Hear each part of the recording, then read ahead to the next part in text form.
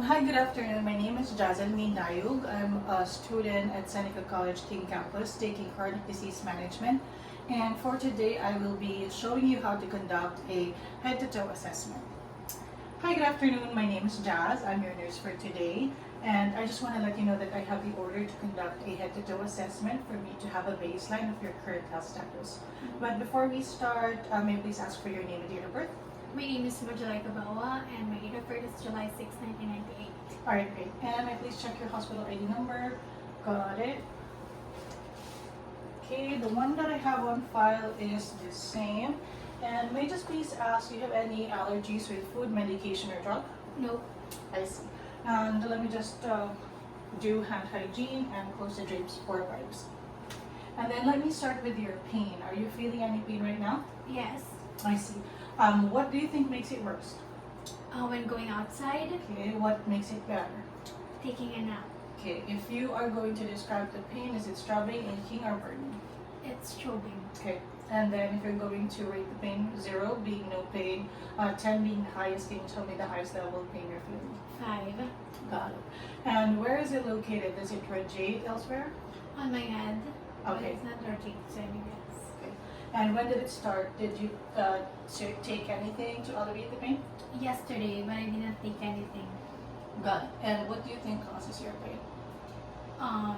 It's sunny. Oh, I see, got it.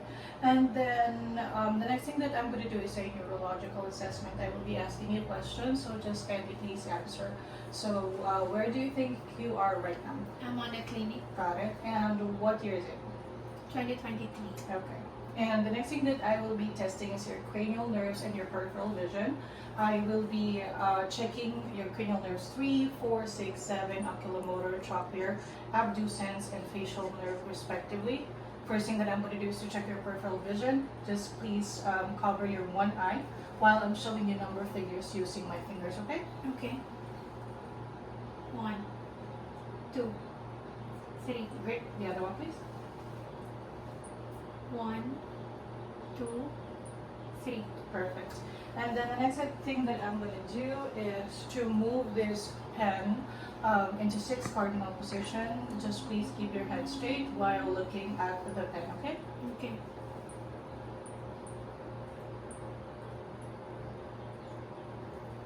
Great, I can see conjugate movement of both eyes. The next thing that I'm going to do is to put this pen close to your nose. Just please keep your head straight again. Great, I can see good eye combination. The next thing that I'm going to do is to check for your pupil size. So I will also again ask you to cover one of your eye, then we're going to do the other one as well, okay? Okay. The other one, please. Okay, got it. I can see that the pupil is reactive to light or constricts to light. And can you please lift your eyebrows up and down, smile and frown. Okay, close your eyes really tight, open. Great, so I am checking for face symmetry. There was no facial drooping. The face is symmetrical. The patient is also oriented to place and time, and then intact cranial nerves, intact and normal cranial nerves 3, 4, 6, and 7. The pupils were round, equal, reactive to light accommodation. The next thing that I'm going to be testing is, or doing is respiratory assessment. I will be checking first the chest expansion and retraction. So can you please stand up for me, please? And then face over here.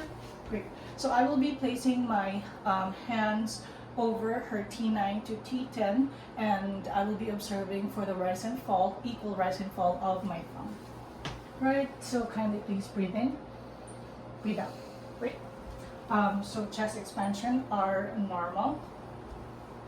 And then the next thing that I'm going to be doing is to listen for her lung sounds or breath sounds. I will be starting first anteriorly or the front part.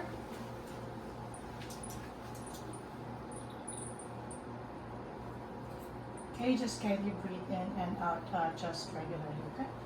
Okay.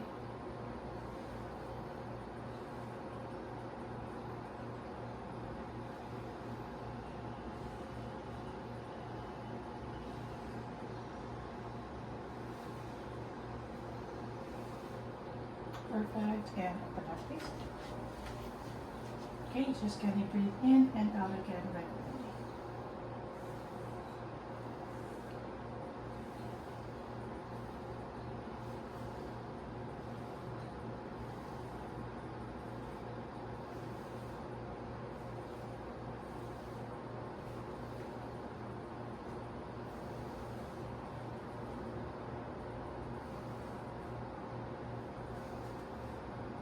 Perfect. You may take your seat again. So the patient's lung sound is clear, normal, with regular rhythm, and also the chest wall or the chest expansion are equal. Upon inspection, the patient's chest is also without laceration, bruising. The skin is also intact. The next thing that I'm going to do is a cardiac assessment. I will be landmarking and identifying 5 different heart valves, and then I will listen to the apical pulse of the patient for 30 seconds. The first valve that I'm going to be identifying is located at the right second intercostal space of the patient, which is the aortic valve. Okay, so right second intercostal space is the aortic valve. Going across left second intercostal space is the pulmonic valve. Going down to the third intercostal space is the Erb's point. Going to the fourth is the tricuspid valve. And going to the fifth is the mitral valve. So this is the point of maximum impulse. And I will be checking for the apical pulse here for 30 seconds. Alright, so apical pulse is 35 for 30 seconds, and the times to it is 70 beats per minute. It is regular, and no adventitious heart sound was noted as well. The next assessment that I will be doing is abdominal assessment. But first, I'm going to be asking a few questions. Have you had any problems, issues with your stomach, abdomen before? No. Okay. Any surgeries in the past? No. Got it.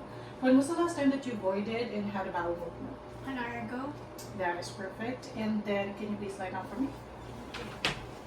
Right, so once the patient is already lying down, we are going to check or inspect for the patient's skin. If there's any laceration, masses, bruising, any surgical wound, or any drainage. So we're also going to check for the patient's contour.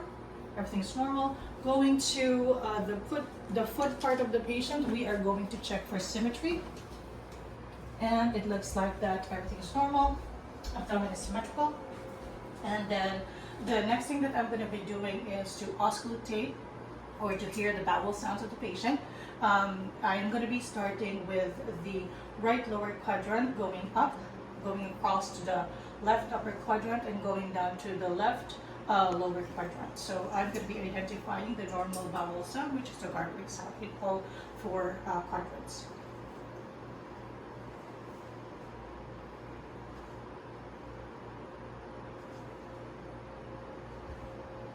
Okay, perfect. So normal bowel sounds are present in 4 different quadrants, or in all 4 quadrants, which is the gargling sound. The next thing that I'm going to be doing is palpation. I will feel the patient's abdomen to check for any masses, lumps, any pain or tenderness. So just can you tell me if you're feeling any pain or any tenderness, okay? Going through the same site as well in the 4 different quadrants, starting with the right lower quadrant. Any pain, any tenderness? What here? No. Here? No. Here? No. Got it. Thank you so much. You may please take a seat again. Okay, the next assessment that I'm going to do, we are already in the last part of the assessment. This is going to be the extremities and the integumentary on the skin. So upon inspection with the upper extremities and the lower extremities, there is no bruising, no edema, no pain. Also the pressure areas are normal.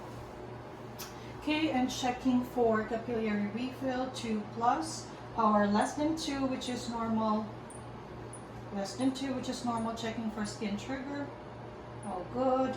Okay, and then I'm going to be checking for your pulses, starting off with your radial pulse. 2+. Checking bilaterally 2+, both are equal.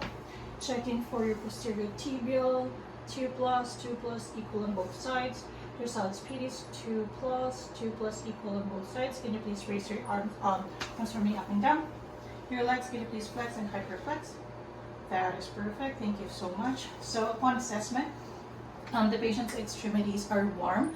Patient is able to move arms and legs. The patient is also can feel sensation and skin are intact, no laceration, no bruising, no edema, no pain. Pressure areas are also normal, and the patient is well hydrated. Capillary refill less than 2, which is normal. So I guess that's all for my head to toe assessment. Maggie, thank you so much. Okay.